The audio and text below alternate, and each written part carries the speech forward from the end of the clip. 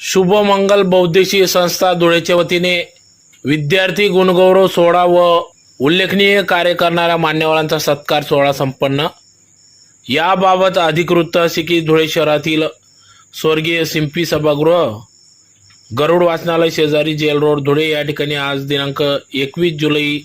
2024 रोजी दुपारी 1 वाजता शुभमंगल बौद्धिक संस्था धुळेच्या वतीने गुणवंत विद्यार्थ्यांचा सत्कार सोहळा, त्याचबरोबर उल्लेखनीय कार्य करणाऱ्या मान्यवरांचा सत्कार सोहळा या ठिकाणी पार पडला। यावेळी कार्यक्रमाप्रसंगी माजी आमदार बागलाण सौ दीपिकाताई संजय चव्हाण, राज्याध्यक्ष आदिवासी ठाकूर जमात डॉक्टर जितेंद्र ठाकूर, नंदुरबार जिल्हा आदिवासी ठाकूर जमात केटी ठाकूर,